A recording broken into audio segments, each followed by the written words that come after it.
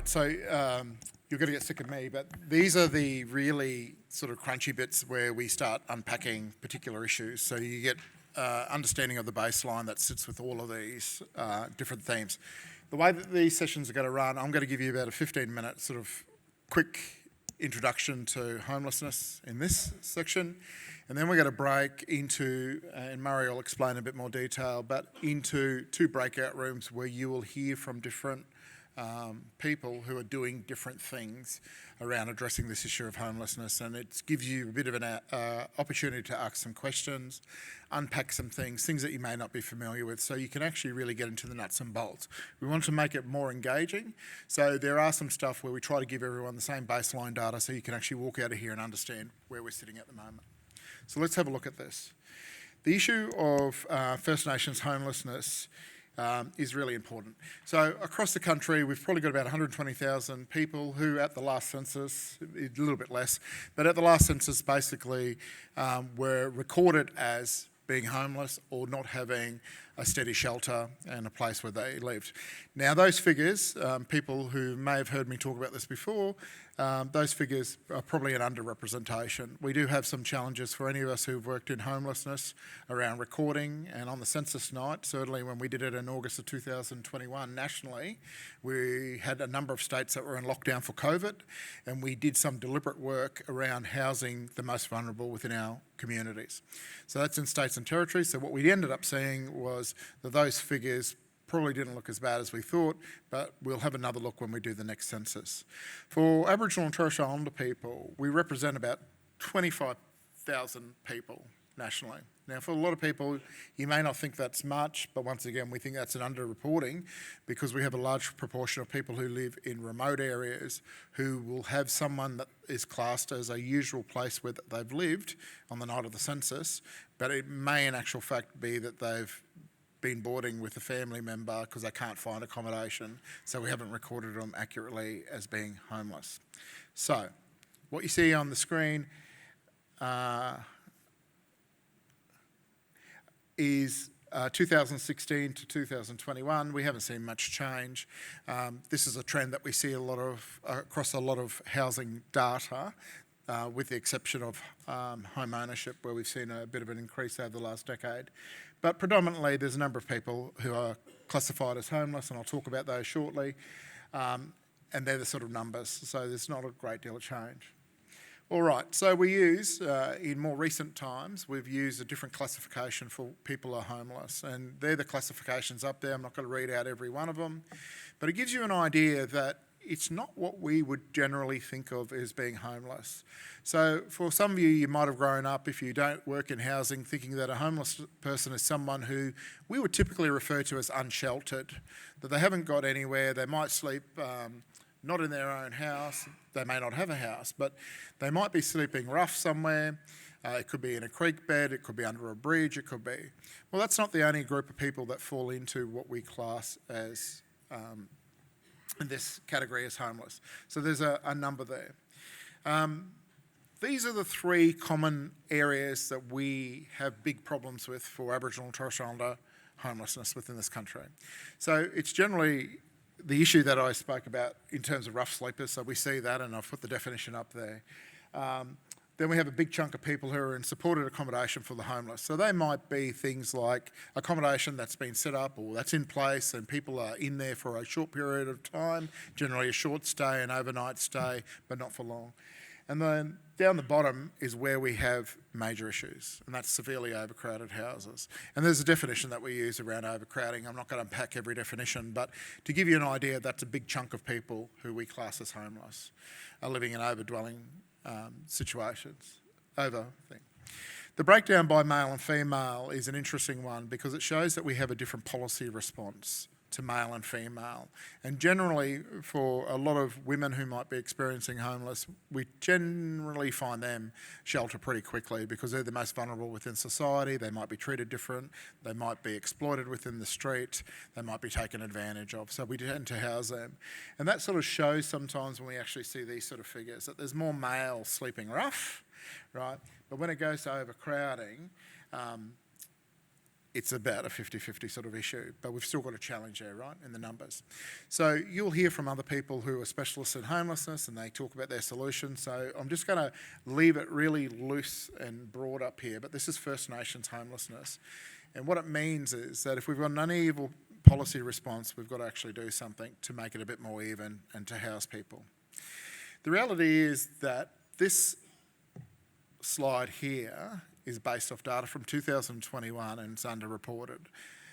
We know that, but it's the data we have, and you may have heard me talk in an earlier slide this morning that data is so important. The data that we put in and that we make decisions on is crucial to how we determine what the solution will be and about how we deal with something. If I said to you that I had 5,000 people who are sleeping rough in the CBD of Brisbane, and the data supported that, well, I'm pretty sure that we would have a pretty good response for that.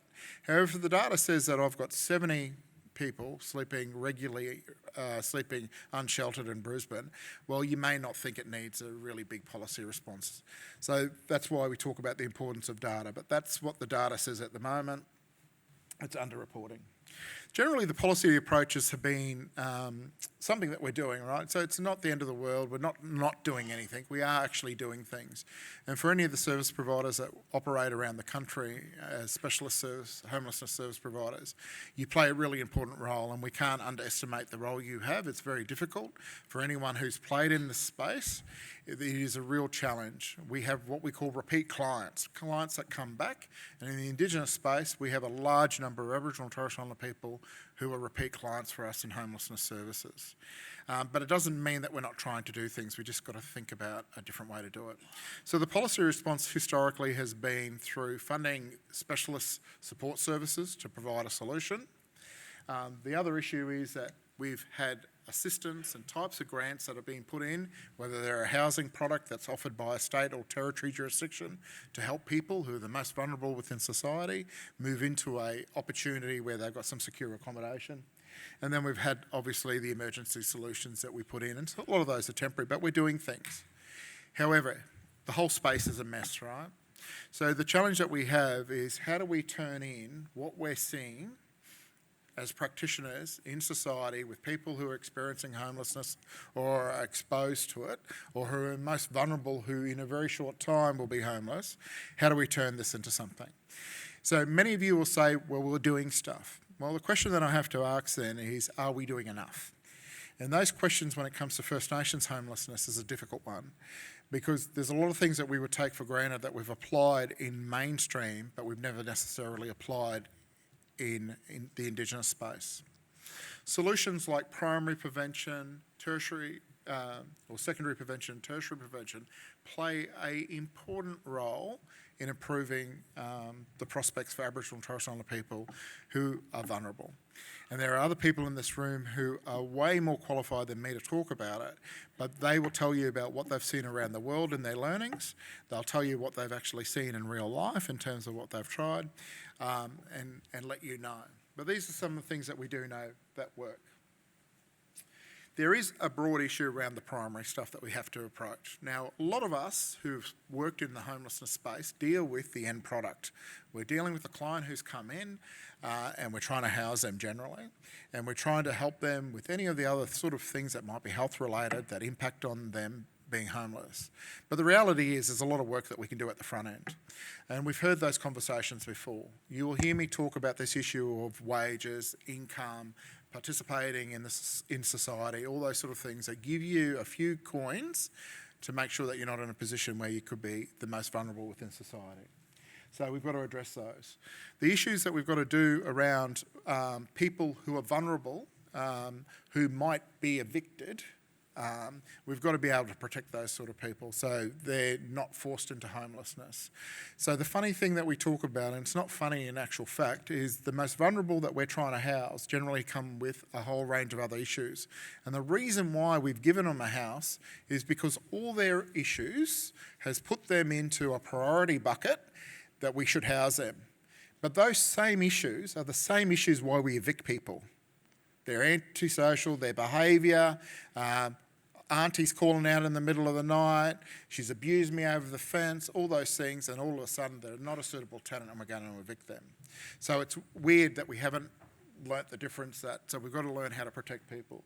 And there's obviously some stuff that we've got to work in the primary space around addressing some of these health and physical issues that we deal with that impact on people. But in the secondary space, which is really important, is that there are some things that we can do. So you'll hear me talk and others talk about the stabilisation of tenancies, and we don't do a lot of work around that necessarily. But that's one area that we can generally focus on in best practice and make a lot more work, so it's really hard to evict a tenant and that we give them some stability so they don't end up back in homelessness. And then the issue around short and medium-term rental assistance, we see that, but there's a lot of accommodation, and if we split it down, the breakdown is the majority is permanent accommodation, really, that we're housing people for a period of time. We don't see a lot of emergency type or medium term.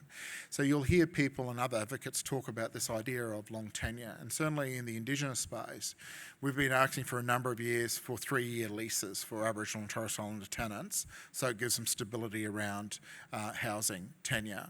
So the most vulnerable aren't in a position necessarily where they'll be forced back into a rough patch. And obviously there's the tertiary prevention where we can work with other people. I often say landlords who are demonised, developers are demonised, but they all play a really important role in the housing spectrum, and we can work with them to help us and help this issue of homelessness. So there's a lot of work that we can do with landlords around particular behaviours and particular tenants that we could actually help them if they're at risk of losing housing. And we can certainly work with households to increase their income and also to look at themselves and think about what they might need to do to address some of the issues that impact on them as a person that could contribute to them being homeless. So there's some things that we can do. But the two big things that often don't get talked about enough is about really two broad things that can make a world of difference. And one is technical assistance. So we fund, across this country, a number of specialist homelessness providers. Of those, we have a small percentage of those who happen to be Aboriginal and Torres Islander organisations, not many, but we do have some. The reality is that a majority, at least 90% of those service providers across the country, don't employ Indigenous staff, and they're dealing with people who are 9 times the rate of non-Indigenous people of being homeless. So they're dealing with Indigenous populations. There's a lot of work we can do to support those people by having Indigenous organisations work with them. And that is the stuff that we talk about, technical support. Technical support is not spoken about at all. You very rarely hear it, but a lot of us will know it as guides and those sort of things. But in the First Nations space, it's crucial. First Nations people know what you need to do for First Nations people. They may not be necessarily the service provider, but they could work with someone. So we might have an Indigenous organisation that's really good around tenancy management, for example. They could partner with local real estate agents and teach them about some stuff and work with Indigenous tenants. There's a lot of stuff that we can do in terms of making guides available around challenging stuff. There's things that we can do around hotlines, a whole range of things. So you've got access to an Indigenous practitioner who can help you with that. The other side of the slide is really around some of the solutions. So, there is one issue around supply. Well, we heard from Julie and I spoke about it, that supply is an issue, right?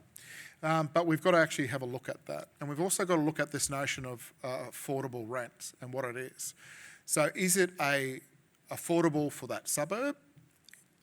Is it a percentage of your income?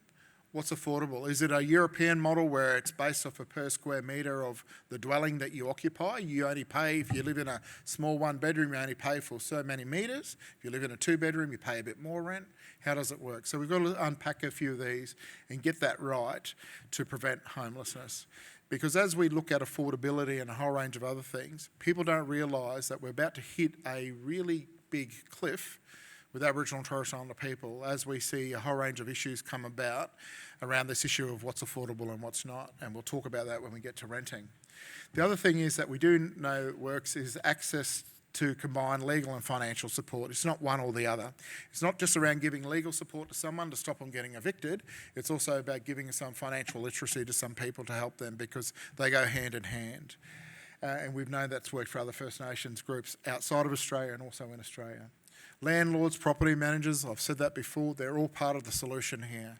They're not They're not the demons that we all think they are. It's like a developer. They're not the demons that we think. They can actually play an important role in helping us ensure that people don't become vulnerable and without shelter. And then the last one is that the reality is that even as we look at rents, now the average rent I think in 2021 across the country was somewhere around $365. Well, let's say it's around that. Let's say it's $400 a week, right? The reality is that once we start looking at vulnerable cohorts, and if we look at Aboriginal and Torres Strait Islander cohorts, we see a lot of them are low-income earners. So if we talk about rental stress is 30% of your household income, there's a lot of people who are living in a position where their rents are higher than the 30%. So we've got to look at some things. And the things that have worked around the world, as well as in some jurisdictions within this country, is rental subsidies. And those rental subsidies can be paid in different ways. Historically, they've been paid by the states, but there's no reason why we can't explore local government paying rental subsidies to the most vulnerable so we don't see people end up homeless in particular local government areas. There's things that we can do, and we know that they work. So I'm going to leave it on that because you're going to hear a lot more good information, but I'm trying to give you a baseline stat on homelessness is an issue for us in First Nations communities. It's not something that we can't fix. It just means that we've got a bit of a mess that we're trying to unpack and get it better. There's been work that's being done. We know that it's a combination of primary, secondary and tertiary strategies that are necessary to improve the outcomes. Targeted funding and certainly some support for people who are the most vulnerable around rent subsidies does work around the world. And there's some other stuff around Indigenous-led solutions are crucial. We have seen, and I should have touched on this when we spoke about from exclusion to inclusion, we now have a seat at the table, right? And that's a significant piece. Danielle spoke about it in her piece around the partnership that we're about to form in Queensland. Those sort of things haven't happened for a long time. We've had those in health and other sectors, but in housing we're starting to see it, so they make a big difference. And the last one is, and you might hear other practitioners talk about this, but we've got to adopt this concept of zero homelessness.